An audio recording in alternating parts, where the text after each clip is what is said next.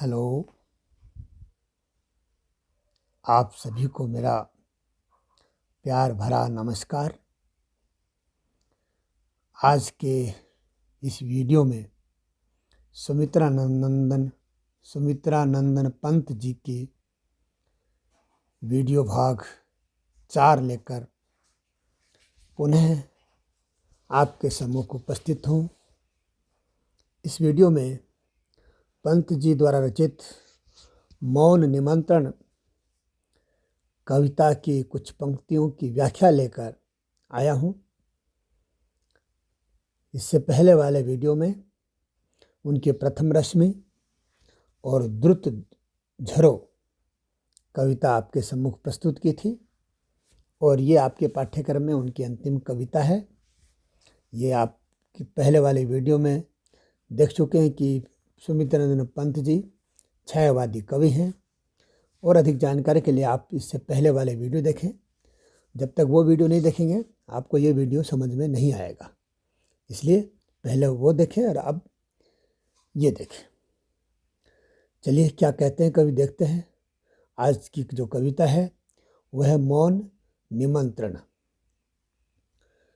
स्तब्ध ज्योत्सना में जब संसार चकित रहता शिशु सा नादान, विश्व की पलकों पर सुकुमार विचरते हैं जब स्वप्न अजान, न जाने नक्षत्रों से कौन निमंत्रण देता मुझको मौन।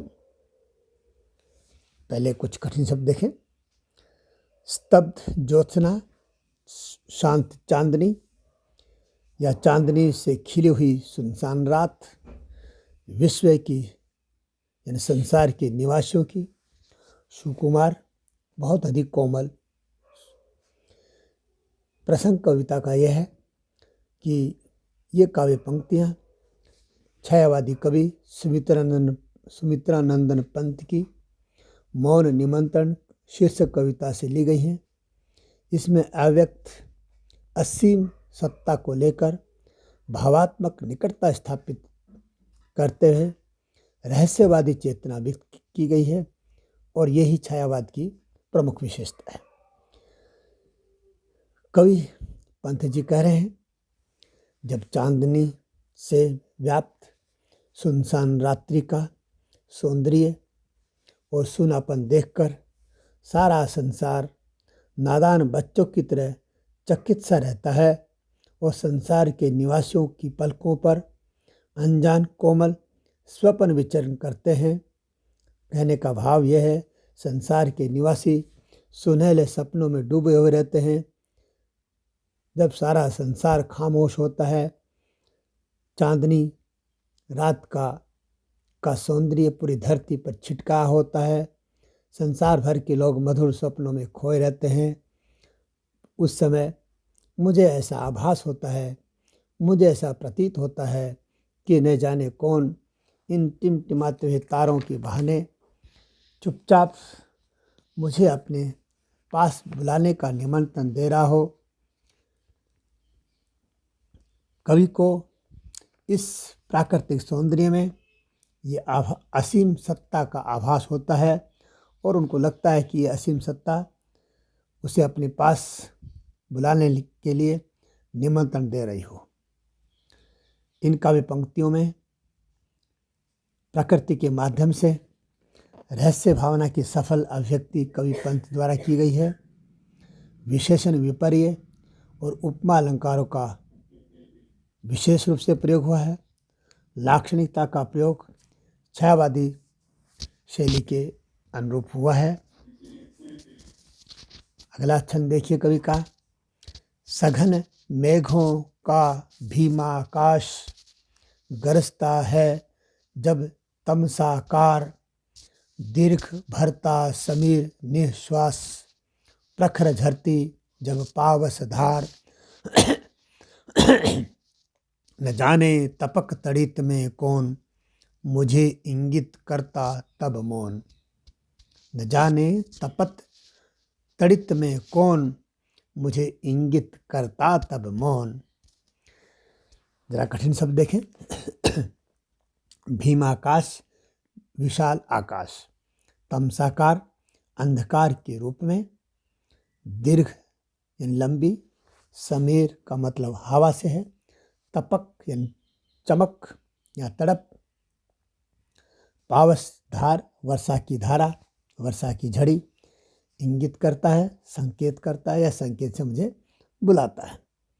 प्रसंग वही है कि ये काव्य पंक्तियाँ मौन निमंत्रण शीर्षक कविता से ली गई हैं और इसमें कवि के रहस्यात्मक और छायावादी भावनाओं की अभिव्यंजना देखने को मिलती है।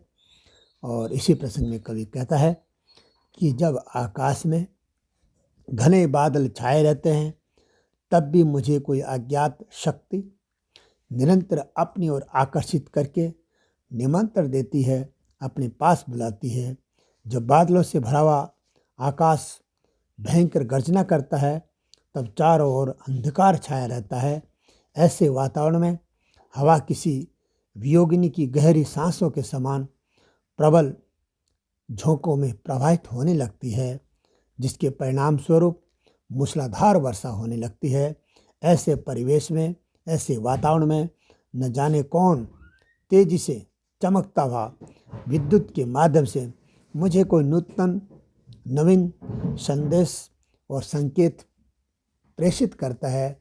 मुझे कोई संकेत प्राप्त होता है, ऐसा आभास होता है कि कोई मुझे बुलाने का इशारा कर रहा है। कवि के कहने का मतलब ये है कि कवि को आकाश, उसमें होने वाली गर्जना, पवन का चलना और वर्षा ऋतु की तेज धार जैसे सभी कोई न कोई संकेत, संदेश या रहस्यात्मकता प्रेषित कर रहे हैं, ऐसा कवि को लगता है। वर्षा ऋतु का संपूर्ण दृश्य यहाँ कवि को रहस्यात्मक संदेश देता हुआ प्रतीत हो रहा है। विशेष रूप से अगर इन कोई बातें देखें तो कवि ने प्रकृति का रहस्यात्मक रूप चित्रित कर अव्यक्त सत्ता के प्रति जिज्ञासा प्रकट की है। कवि की इन पंक्तियों में प्रतीकात्मकता, बिंब विधान एवं प्रश्नोत्तर प्रयोग भरण संप्रेषण की दृष्टि से बहुत ही सशक्त है और कवि की भाषा शैली जो है, शब्दावली तत्सम प्रधान है। भाषा वही खड़ी बोली हिंदी है। तीसरा छंद देखिए कविता का। देख वसुधा का यौवन भार, गूंज उठता तब जब मधुमास, विधुर के उर के से मृदु उद्गार, कुसुम जब खुल पड़ते सो श्वास, न जाने कौन सौरभ के मिस कौन, न जाने सौरभ के मिस कौन, संदेश भेजता मौन, न जाने सौरभ के मिस कौन, संदेश भेजता मौन। प्रस्तुत अवतरण सुमित्रानंद पंत द्वारा रचित मौन निमंत्रण शीर्षक कविता से लिया गया है। इन पंक्तियों में कवि ने पृथ्वी को नायिका और बसंत को नायक के रूप में चित्रित कर अपनी रहस्यवादी भावना प्रकट की है। क्या कहते हैं कवि, देखिए। संपूर्ण धरती पर बसंत ऋतु की मधुरिमा छा जाती है, तब ऐसा लगता है जैसे धरती यौवन और सौंदर्य के भार से झुक गई है। इतना ही नहीं, बसंत ऋतु में भौरे भी जब पुष्पों के आसपास मंडराते हुए गुंजार करते रहते हैं तो वातावरण अत्यंत सुंदर और मोहक बन जाता है। बसंत ऋतु में वियोगी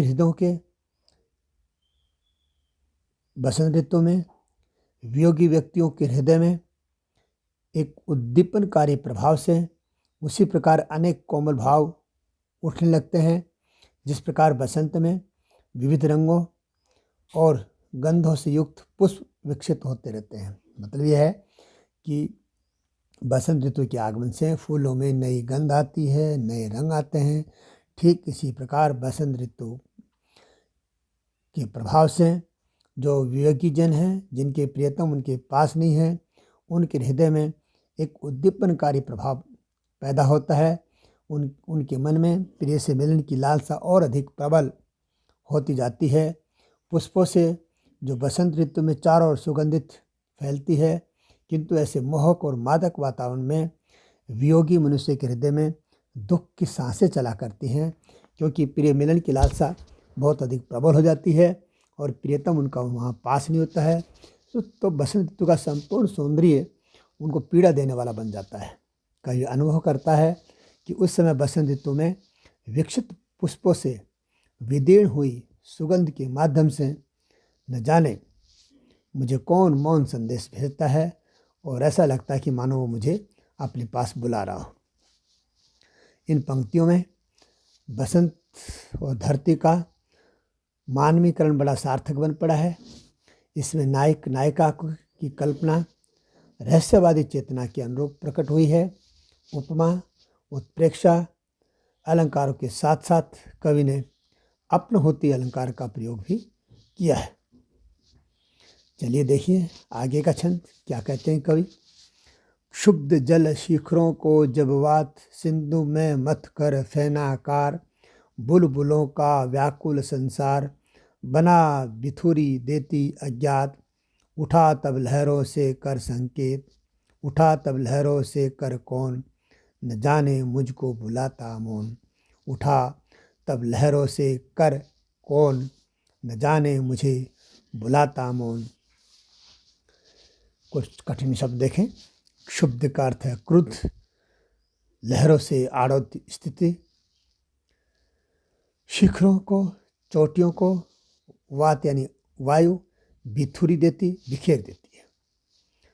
प्रसंग वही है कि ये काव्य पंक्तियाँ मौन निमंत्रण कविता से पंत जी द्वारा रचित हैं, मौन निमंत्रण कविता से ली गई हैं।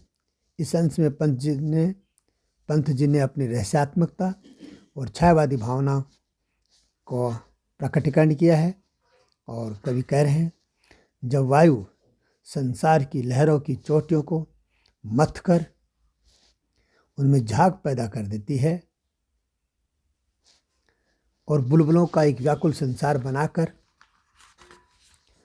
उसे अनजाने ही नष्ट कर देती है, तब न जाने लहरों से अथवा लहरों के बहाने से अपने हाथ ऊपर उठाकर चुपचाप मुझे कौन बुलाता है, मुझे पता नहीं। ऐसा लगता है कि कोई अज्ञात प्रियतम, कोई अज्ञात सत्ता मुझे अपने पास आने का संकेत देती है। कहने का भाव यह है, जब सागर में लहरें उठती हैं, हवा चलती है, तो लहरों में बुलबुले उठते हैं और फिर वो धीरे धीरे मिट जाते हैं।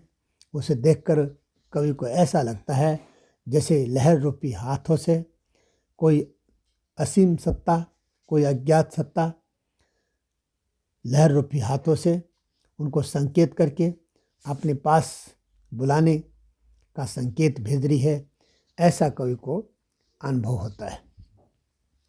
अगर विशेष बातें देखें तो आप कह सकते हैं कि इन काव्य पंक्तियों में प्रकृति के माध्यम से कवि की रहस्य भावना की अभिव्यक्ति हुई है। बुलबुलों के द्वारा संसार की क्षणभंगुरता की व्यंजना साहित्य की प्राचीन परंपरा में हुई है। कबीर के काव्य में भी इस तरह की बातें आई हैं और अनेक कवियों ने संसार को बुलबुलों की उपमा दी है और बताया है कि संसार क्षणभंगुर है। कबीर ने तो कहा है कि पानी केरा बुदबुदा अस मानुष की जात, देखत ही छिप जाएगा जो तारा प्रभात। इस तरह से कबीर की भांति और अन्य कवियों ने भी संसार की क्षणभंगुरता की व्यंजना प्रकट करने के लिए बुलबुलों का रूपक, बुलबुलों की उपमा का सहारा लिया है और कवि ने भी वही प्राचीन परंपराओं को अपने काव्य में स्थान दिया है अपनी बात व्यक्त करने के लिए। अगली जो बात इनकी मुख्य है वह है, उठा तब लहरों से कर कौन, तथा लहर रूपी का अर्थ लेने से रूपक अलंकार है। इस अंश में उपमा अलंकार का प्रयोग भी देखने को विषय मिलता है और शेष कहा जा सकता है इस काव्य में असीम सत्ता, अज्ञात सत्ता के प्रति रहस्यवादी भावना की अभिव्यक्ति हुई है और ये संपूर्ण कविता छायावादी शैली में रची गई है।